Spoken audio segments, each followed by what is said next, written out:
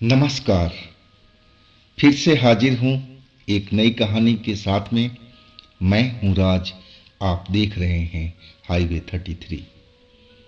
दोस्तों, आज की जो कहानी हमें शेयर किए हैं उनका नाम सुभाष है। सुभाष उत्तर प्रदेश के रहने वाले थे।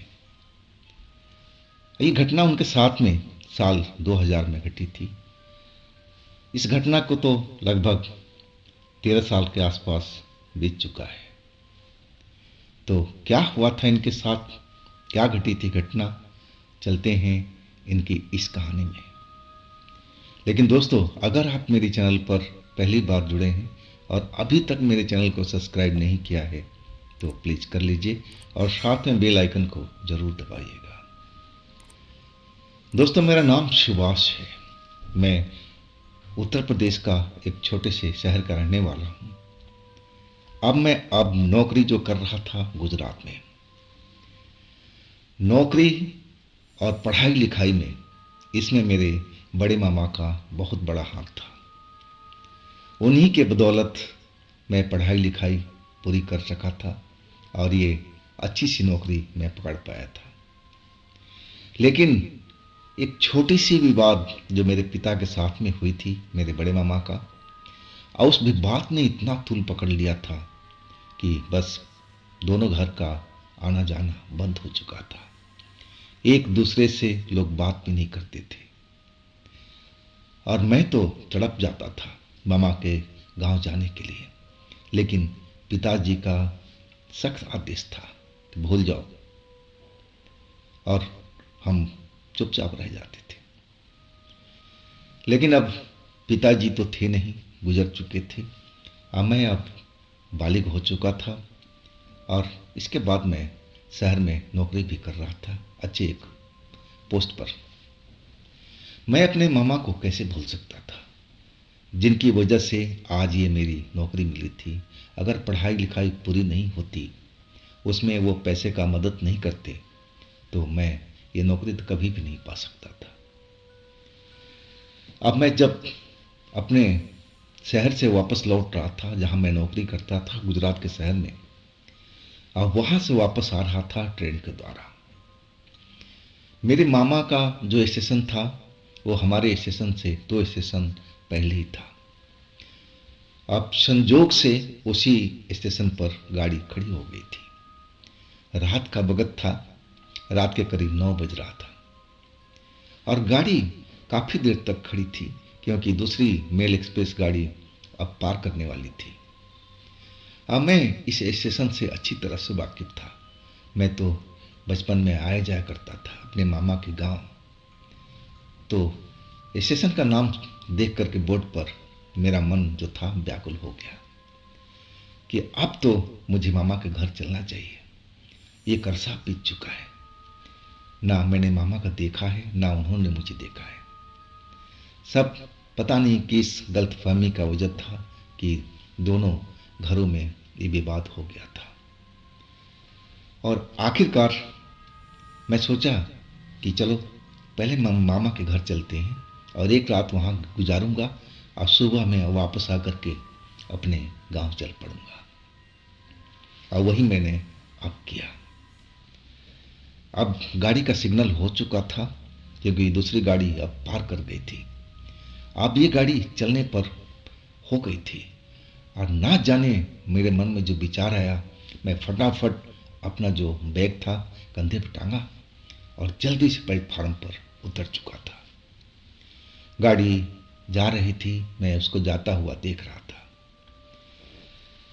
जब गाड़ी चली गई ना, तो स्टेशन बिल्कुल सुन सपाटा पड़ चुका था। अब छोटा स्टेशन था। अब जो एरिया था अंधकार में डूबा हुआ था, कुछ एरिया कुछ रोशनी सी हो रही थी। अब सीधा बस स्टॉप पर आ गया था प्लेटफार्म से उतर करके। अब मैं सोचा कि फटाफट मुझे कोई साधन मिल जाएगी और मैं चल पड़ूंगा अपने मामा के गांव। लेकिन जब वहां पहुंचा तो साधन तो थी, लेकिन कोई भी साधन उस रोड पर जाने को तैयार नहीं था। मैं आश्चर्य में पड़ा हुआ था।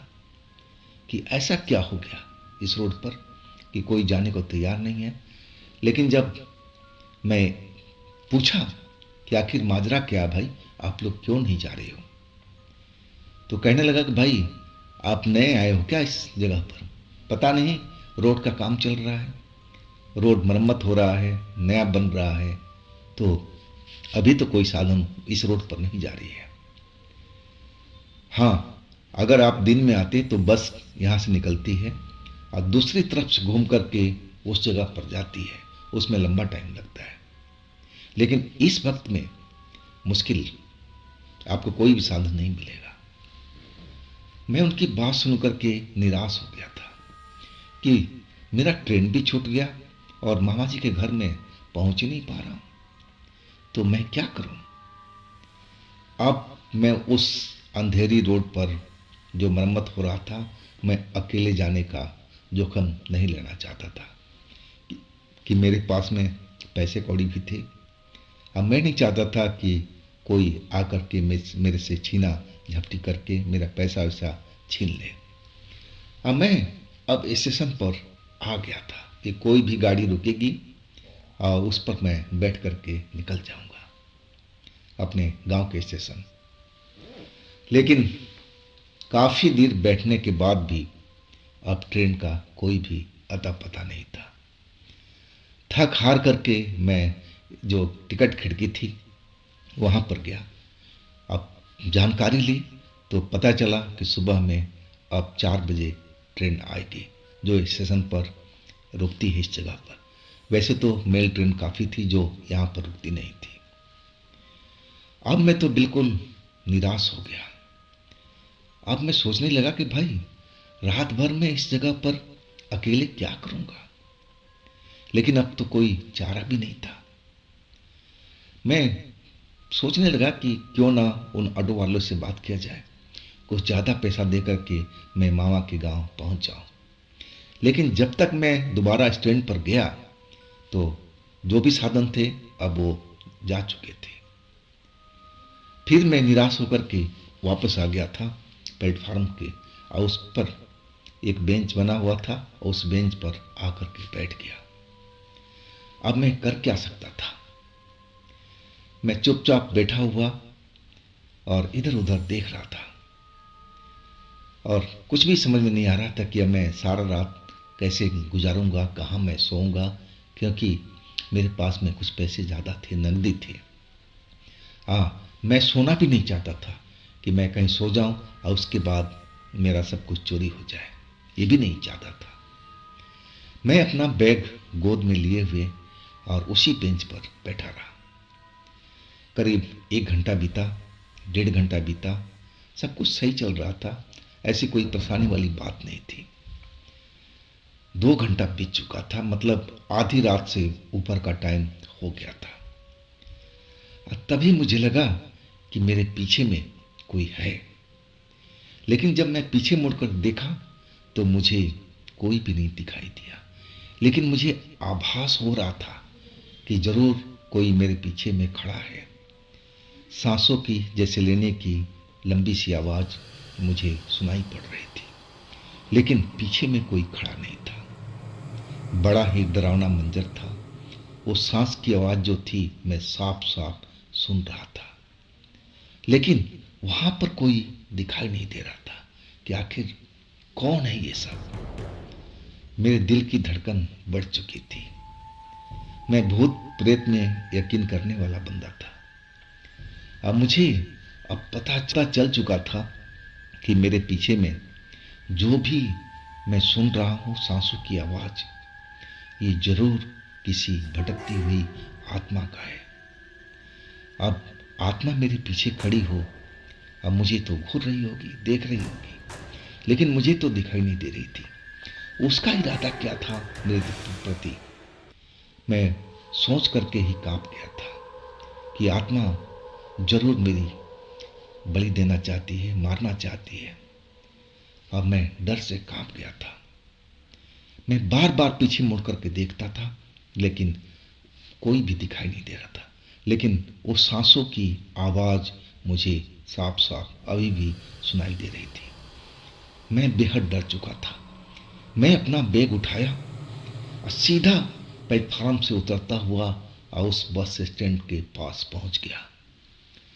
वहां जब पहुंचा तो और तो कोई साधन मुझे दिखाई नहीं दिया। एक ऑटो वाला अपने ऑटो में सो रहा था। बाकी सारी जो दुकानें थी, छोटी मोटी जो दुकान थी, सब कुछ बंद था। अब मैं सीधा उसी ऑटो वाले के पास में गया। मेरी डर से हालत खराब थी। अब मैं उस ऑटो वाले को जगाने लगा, भैया भैया आप मुझे पहुंचा दोगे मेरे मामा के गांव। मैं नाम बताया गांव का। वो मेरी तरफ अब देखा, नींद से जागा और देखा, कहने लगा नहीं नहीं, मैं कहीं नहीं जाने वाला, मुझे परेशान मत करो, आप दूसरा कुछ देख लो, मैं कहीं नहीं जाने वाला। अब उसके सांसों से दारू की बदबू आ रही थी। मैं अब समझ गया कि ये दारू पी करके फुल है और ये अपने होशो हवास में नहीं है, तो इसे तो बात ही करना बेकार था। अब मैं बार बार उस रास्ता को देख रहा था जो रेलवे प्लेटफार्म से आ रहा था। मैं देखना चाहता था कि क्या जो मैं सांसों की आवाज़ सुना था वो यहाँ तक तो कोई नहीं पहुँच गया है। लेकिन यहाँ पर मुझे उस सांसों की आवाज़ नहीं सुनाई पड़ी। तब मुझे थोड़ा चैन पड़ा था। मैं अब सोचने लगा कि हे भगवान, मैं अब क्या करूं, कहाँ जाऊं। सामने एक दुकान था, न जाने किस चीज़ का दुकान था क्योंकि वो तो बंद था, और उसी ऑटो वाले के सामने में था जिस ऑटो में वो ड्राइवर दारू पी करके सोया हुआ था। अब मैं उसी के सामने वाला बेंच पर जा करके बैठ गया। मैं सोचा कि चलो कम से कम एक इंसान तो यहाँ पर है ना, बाकी तो दुकानें सब बंद पड़ी है। और डर तो मुझे काफ़ी लग रहा था। अब मैं उस बेंच पर अब बैठ गया था अपने गोद में बैग को लिए हुए। कुछ ही देर बीता था, अब फिर वही सांसों की आवाज मेरे पीछे से आने लगी, लंबी लंबी, जैसे कोई सांस ले रहा। मेरी तो लगा कि एक बार में हार्ट अटैक हो जाएगा। मैं इतना डर चुका था उन सांसों की आवाज सुन करके। और एक बार तो देखा तो मुझे कोई भी नजर नहीं आया। अब मैं उठ करके जल्दी से खड़ा हो गया ताकि मैं ऑटो वाला के पास जा करके खड़ा हो जाऊं। और मुझे कोई दिख ही नहीं रहा था, ना सूझ रहा था। अब फिर मैं मुड़ करके देखा, वहां पर कम से कम 7-8 फीट लंबी एक औरत सफेद कपड़ा में, और वो धुंधला धुंधला सा तस्वीर जैसी मुझे नजर आ रही थी। अब जैसे ही मैं उसको देखा, उस चुड़ैल को जो सफेद कपड़ों में थी या धुंधला धुंधला देख रही थी, तो मेरी तो चीख निकल गई थी। अब मैं भाग करके उस ऑटो वाले के पास में आया और उस ऑटो वाले को झिझोड़ने लगा, भैया भैया मेरी मदद करो, मदद करो। लेकिन वो तो जैसे अब बिल्कुल कोई जवाब ही नहीं दे रहा था। वो नशे में पूरी तरह से डूबा हुआ था। वो तो अपनी आंखें भी नहीं खोल रहा था। हमें एहसास हुआ कि वो औरत अब ठीक हमारे पीछे में आकर के खड़ी हो गई है। वही सांसों की लंबी लंबी लेने की आवाज साफ साफ मुझे सुनाई दे रही थी। लेकिन मैं अब पीछे मुड़ करके देखना नहीं चाहता था। इतना मुझे उससे डर लग रहा था, ना जाने उसका इरादा क्या था। लेकिन कब तक मैं वहां खड़ा रहता। अब मैं सोचा कि ऑटो वाला तो जाग नहीं रहा है, ये मेरी मदद क्या करेगा। अब मैं यहां से कहीं दूर आगे की तरफ भाग जाऊं, कोई ना कोई सहारा तो मुझे मिल जाएगा। लेकिन इस जगह पर तो मुझे कोई ऐसा कुछ नहीं दिख रहा था। और जैसे ही मैं मुड़ा जहां भागने के लिए, तब तक तो औरत मेरे पीछे में खड़ी थी। उसका लंबा हाथ मेरे गर्दन पर आ चुका था और एक झटके में मेरी गर्दन पकड़ लिया था। अब मुझे खींचने लगी थी। मैं बिल्कुल कोई विरोध नहीं कर पा रहा था उसका। जैसे लग रहा था कि मेरे शरीर में जान ही ना हो। बिल्कुल मैं उसका विरोध ही नहीं कर पा रहा था। ना जाने ऐसा क्या उस औरत ने मेरे साथ में कर दिया था। और वो मुझे उसी दुकान के पास में ले गई जहां मैं बैठा हुआ था, रोड के दूसरी तरफ में। वही बेंच था और वो जो दुकान था वहां पर एक हल्की फुल्की लाइट जल रही थी बाहर में, ऊपर में, और उसकी रोशनी में मैं साफ साफ उसको देख रहा था। और मैं करूं क्या? मैं चिल्लाने की कोशिश कर रहा हूं लेकिन गले से आवाज नहीं निकल रही है। मैं भागने की कोशिश कर रहा हूं लेकिन शरीर साथ नहीं दे रहा है। मैं एकदम अब समझ गया था कि मेरी मौत तो पक्की है, मैं कुछ नहीं कर पाऊंगा। ये जो भी है चुड़ैल, ये मुझे मार देगी। मैं अपने आप को अब उसके हवाले कर दिया था। मुझे अब समझ में नहीं आ रहा था कि अब मैं क्या करूं। हालांकि मैं चाहता मन में भगवान का नाम लेने का तो जरूर ले सकता था, लेकिन उस टाइम में ये दिमाग में बिल्कुल नहीं आ रहा था। ना जाने उस चुड़ैल ने मेरे ऊपर में क्या जादू किया था। मैं सब कुछ जैसे भूल सा गया था। अब मुझे पक्का पता था कि मैं हनुमान चालीसा का पाठ करूंगा या हनुमान जी का नाम लूंगा तो ये चुड़ैल भाग जाएगी, लेकिन मैं ऐसा कर नहीं रहा था। और वो चुड़ैल वो उसी बेंच के पास में मुझे जमीन पर गिरा दिया था। अब मेरे सीने पर अब बैठ गई थी और मेरा गला को दबाई जा रही थी।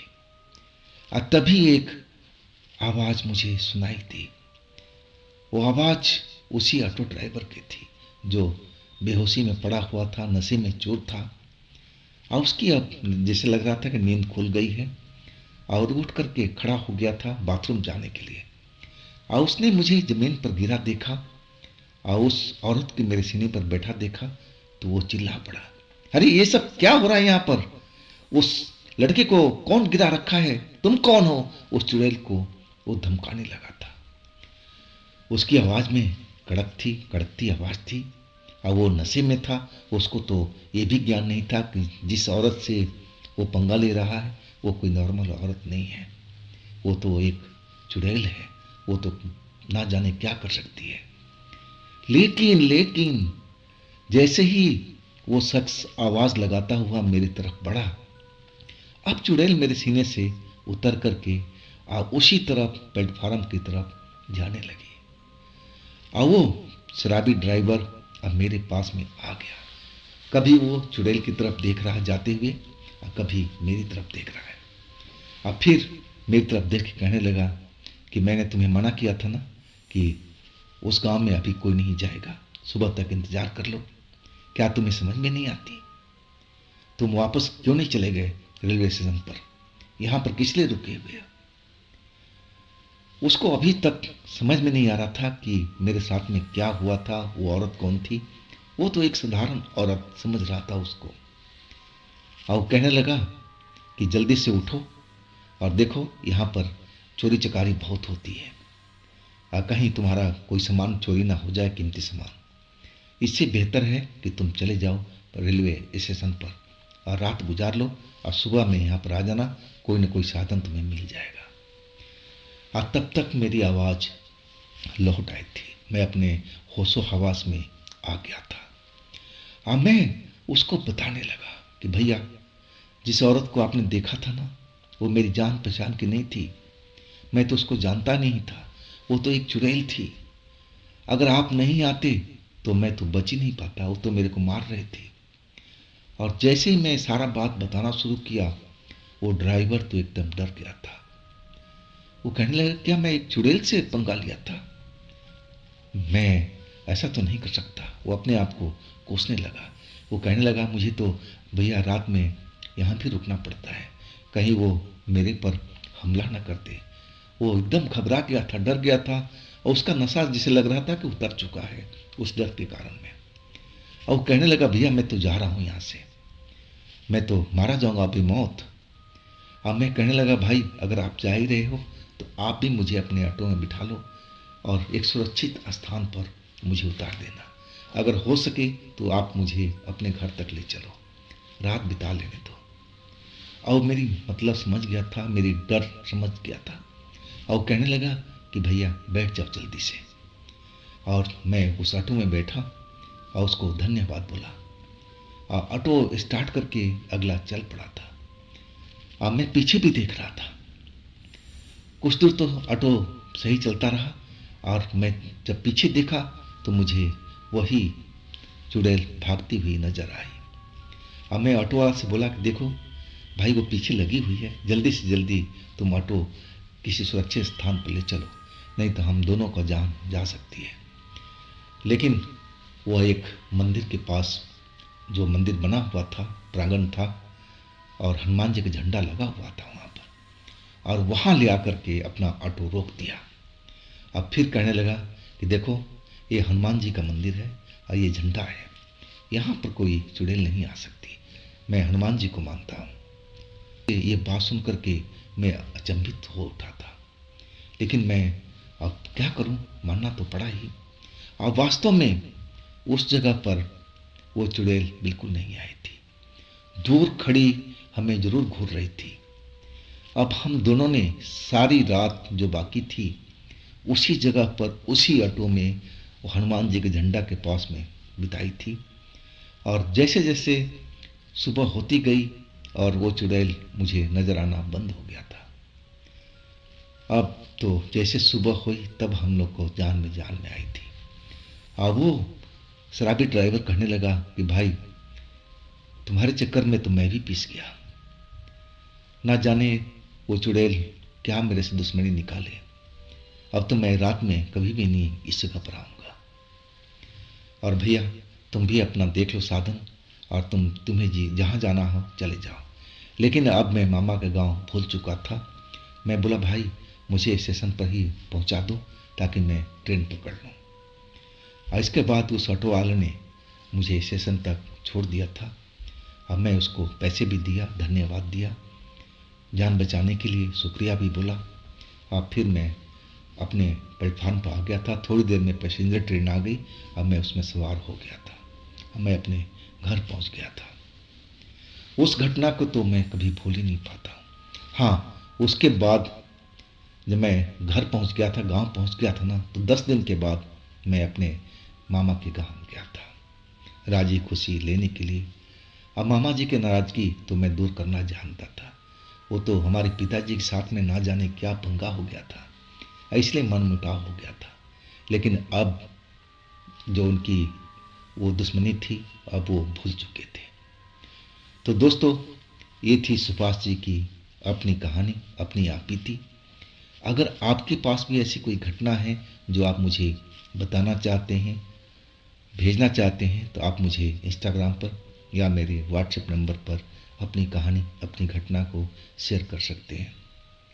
और दोस्तों, ये भी चैनल आप ही का है, इसको भी अपना प्यार दीजिए, लाइक कीजिए, सब्सक्राइब कीजिए, शेयर कीजिए। फिर हम मिलते हैं अगले रोज एक नई कहानी, एक नई घटना में। आप लोग अपना ख्याल रखिएगा। नमस्कार।